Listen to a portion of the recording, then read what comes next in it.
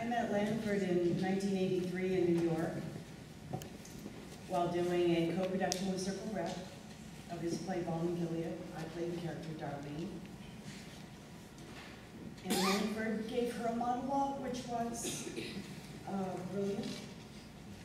He had the audience laugh at her, and then with her, and then with a masterful sucker punch, he had naive, simplistic, irritating Darlene break their hearts. This guy I used to go with when I first got a room of my own up on Armitage Street. Do you know that part of Chicago? Most of the streets either run east-west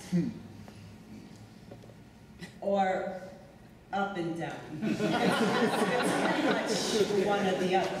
But some of them kind of cut across, all the rest of them, like Armitage Street does, and a lot of the nicer ones do. Fullerton does. And they're wider with big trees and all, and there are all of these lovely old apartment buildings, very well taken care of, with the little lawns out front, little flower boxes in the windows and all, you know what I mean? And the rents, compared to what they charge you with here, the rents are practically nothing, even in this neighborhood. So my apartment was 2 flights up right in the front. It was so cute, you would have loved it. They had it all done over when I first moved in. They had 3 rooms.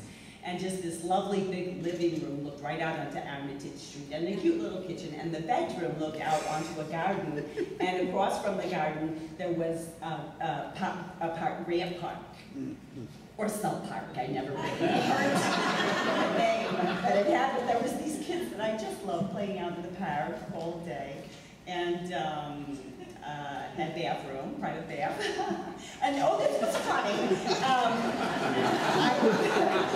I had a collection. You know how practically everybody collects something, right? Well, I collected towels, if you must know, from all the big hotels.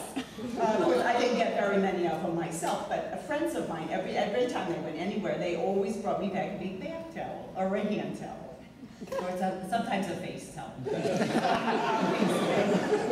Hotels with some new name across it, because I never bought one towel the whole time I was living there. But it was funny too because it looked great in a regular bathroom.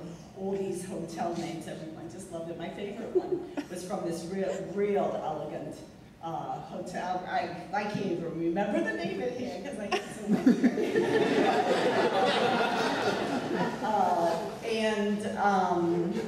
I lived there. And the guy that I was going with, they asked me to marry him. He lived across the hall. He moved into the apartment next to mine. Really, Anne, you should have seen him. He was slow. Everything he did, and quiet, hardly ever talked at all. You just had to pump him to get him to say the time of day. And he had white hair, almost white. They called him Cotton. He told me he was in Alabama. That's where he was from, and he had pale eyes and just hardly any color, or kind of a pink color all over him. They called him an albino. You know what that is? Yeah, it's kind of a horse.